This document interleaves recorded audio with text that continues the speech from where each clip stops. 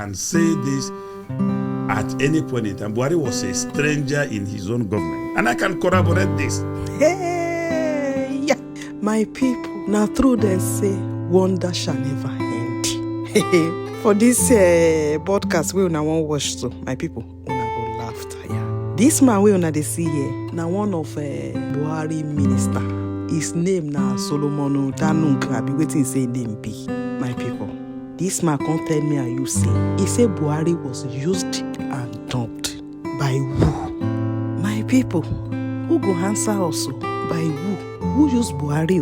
Open and they think wetin they think. One dash and never end. I beg go. Hope say they never hijack this our new man government too. Because not be waiting he promised me and you, not be with the sea. Hope say they never hijack that one too. These people, they no go stop to their amuse us. The moment they just come on for seats like this, they will just come on national television, begin to talk nonsense. Because see this one, where they talk now. I believe say now because in pocket and in mouth, nothing they enter again. Make can they talk? I beg my people, make cannot talk too much. Make una hear from myself. Are you a Labour Party member now or an APC member?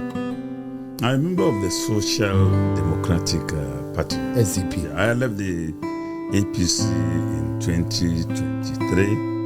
When they started perpetuating this issue of Maimala, a sitting governor under the constitution and also holding an executive position as the national chairman of the party. I protested against it, tried to get to the then president about it. It was wrong. And it seems to be falling on deaf ears. So I told myself that, look, you can't fight for the truth and then still be living to compromise the truth. So I resigned my membership and left. Yeah. You were sounding at some point as though that you're like an obedient, but you are an SDP member. Why I sounded so was just basically the gang up against the presidential candidate of the Labour Party and making it look like he's the only problem of Nigeria. And with me, once there's a gang up against a human being, my stand will always be clear. So I stood with Peter Obi. He's a Nigerian, he's a senior citizen. His crime from all that I could gather was that he contested the 2023 election. And of course, that should not be a crime. So you were in the SDP, but you supported Peter Obi in 2023 election? No, I supported my candidate, Adewale Adebayo. Okay. But in offices in 2023, where we had no candidates, I supported the candidate of Labour Party. So you are multi-faced in that sense. You have the heart of APC, you have the heart of SDP, and you have the face of Labour Party. Does that describe your political character? That has been my nature, because during the election in Anambra, when we're in government, I told the president when he was going to campaign there that he was going to support APC, but my candidate was the ABGA candidate who was an incumbent. Because to me, he did very well in terms of security and infrastructure. And the whole concept of leadership is about delivering democratic dividends. So I wouldn't want to go and must get that for a non-APC candidate. And in 2019, in Kaduna State, I supported the PDP gubernatorial candidate, which I told the president too clearly that, look, for El-Rufai to introduce the issue of Muslim ticket in a multicultural society, I will not be part of it. So I'm not just a blind supporter. At any point in time, if someone decides to romance injustice, we can disagree on that, and I will stand on the side of what I feel is fair. So that's how I behave politically. So your ideology is based on how you perceive things and how it fits into your morale and your morality, rather. Perfect. That's who you are. That's what Solomon Dalung is. That is who I am. Aligning it with the basic rules on the ground. So you're a non-conformist. You got it right. You are an agitator in every sense. Every sense of it. You are agitated. I even disagree with myself when I discovered that I didn't acted right. What you have not disagreed with is the way you look. No, this is very consistent.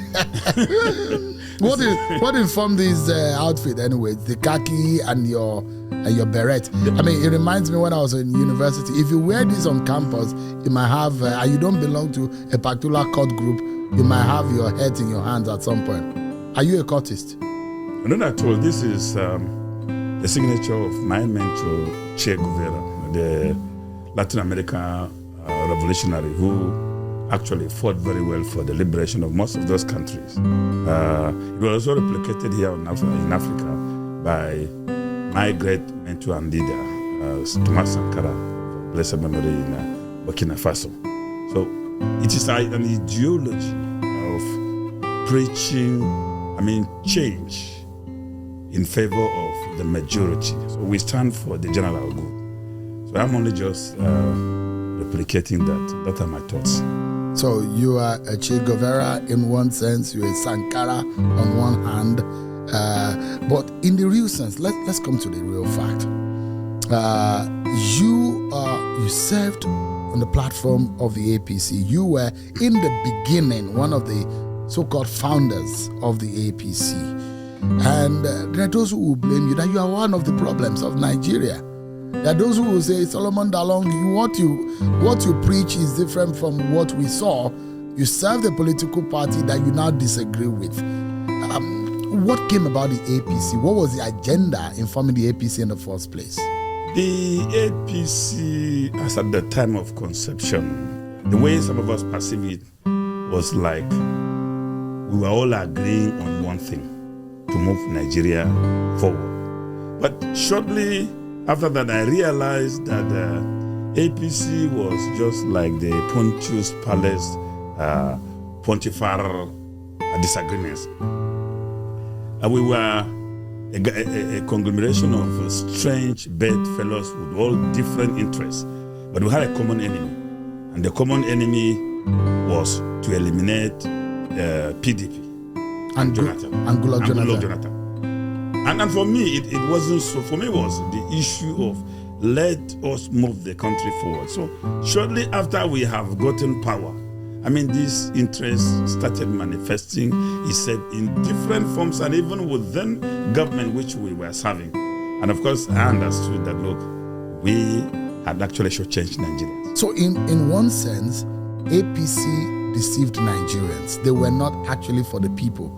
They were actually to grab power. Is that what you're saying? No, APC used Nigerians and the common people. Because, the Buhari hurricane in 2015 was sponsored by Nigerians. Every kobo spent, apart from the big politicians who were donating aircrafts, which was also used by themselves for the campaign. And the common people, you remember, were trekking. Some trek 40 kilometers to attend our rallies.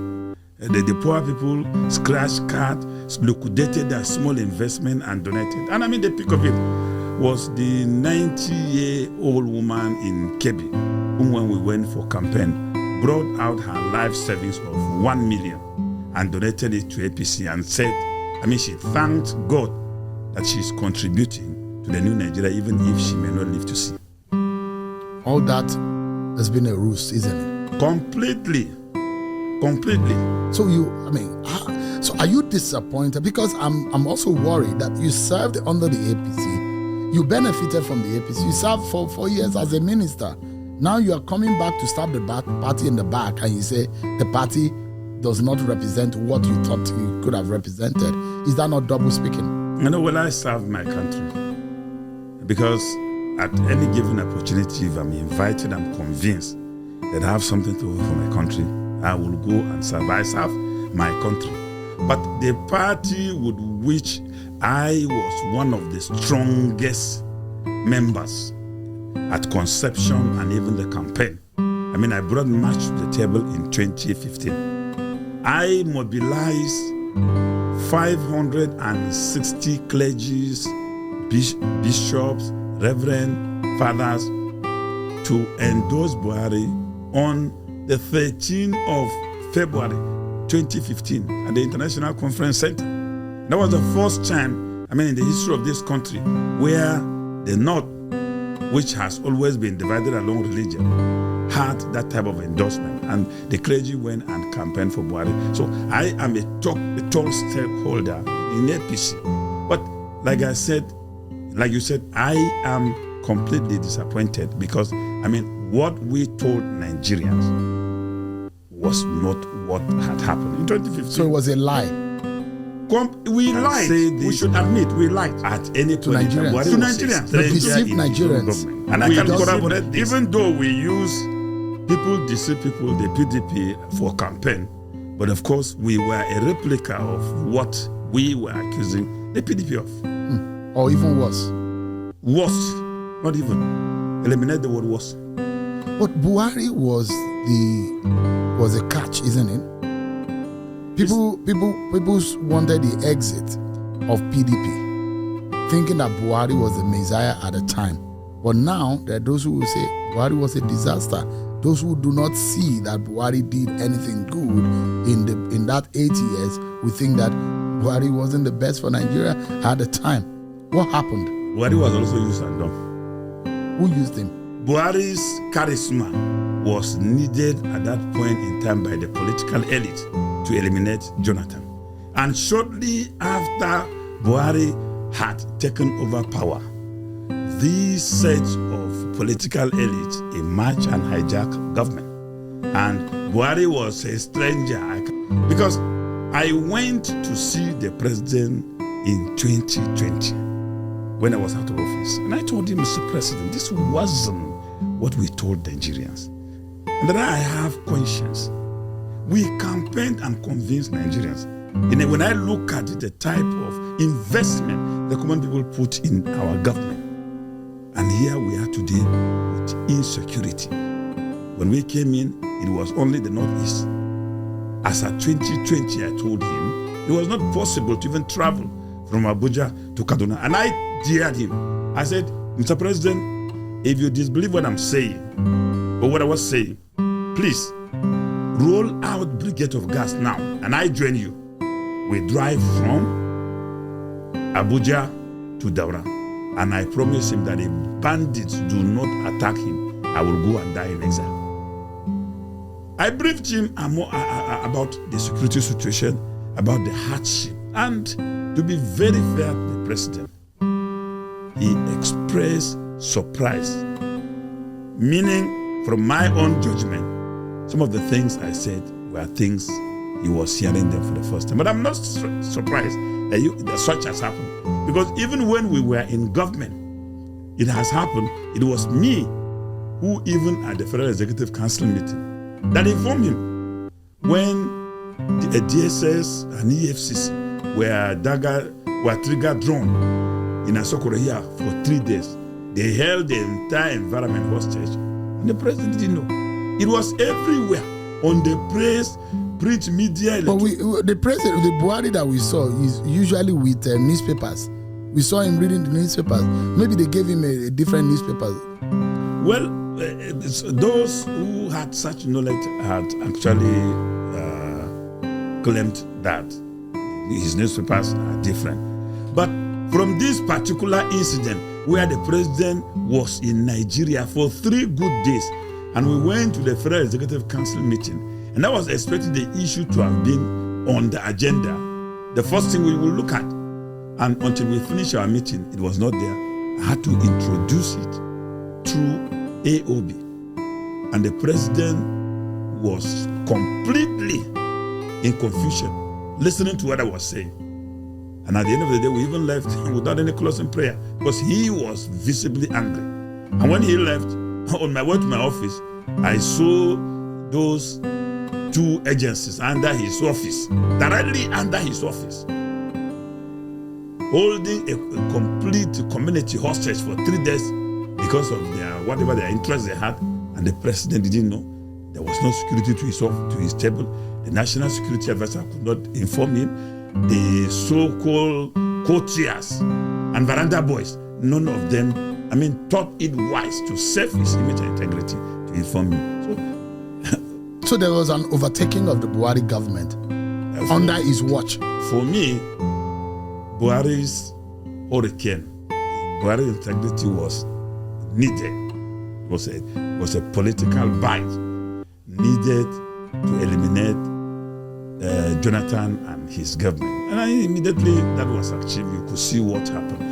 If we were honest, after bringing Buhari, there should have been a consensus, and we should have looked at our individual images and integrity as to how we will move the country forward. But the type of war that went on within and outside, the blame game and everything, I mean, it's enough to change. So it was within the corridors of power, within the presidency, those who overtook the so-called cabals really existed. No, cabal exists in Nigerian presidency till today. Really? It's still under Tinubu government? No. The Tinubu has even the most sophisticated cabal. Really? Worse than Buhari. Buhari's cabal was a group of uninformed people with little experiences. That was why they were dipping hand in everything that was available. But Tinubu's cabal is a sophisticated group of people who had been long in power. And they know power. They are also informed. So they are more dangerous than any other cabal that I have ever known and seen. So there is cabal in Tinubu's government, and we need to fear them more because according to you, they are more dangerous. They are more dangerous because they are more sophisticated. Who are these cabals? Well, they are the gatekeepers of the president. They are found very close within the circumference of power. And usually they don't allow governance to flow. Is that what happens? Yeah. They shield the president. They shield the president from the obvious reality, and they don't allow information to assess the president. And I still corroborate this with what happened during Buhari. There was a time somebody went to see the president to brief him about the situation in the country. And one of the courtiers asked him, what will you be telling the president? He narrated it and he told him, look, my friend, we can't allow you to tell president that thing. What if he collapses? And so the man was prevented from telling the president. So you can have, a cabal is a group of ambitious people who were also appointed by the same president to help him govern, but they will run his presidency at their own expense and interest. So it happened. We have cabal now. If you look at what is going on right now, one will imagine that Buhari government has gone. Now the Tinubu government, and you will wonder that is it the same APC that you left that is in existence right now, or is it a different APC? It's the same APC that we formed, but also more sophisticated than the APC I serve, because you have so many new born again who had from all other political interests.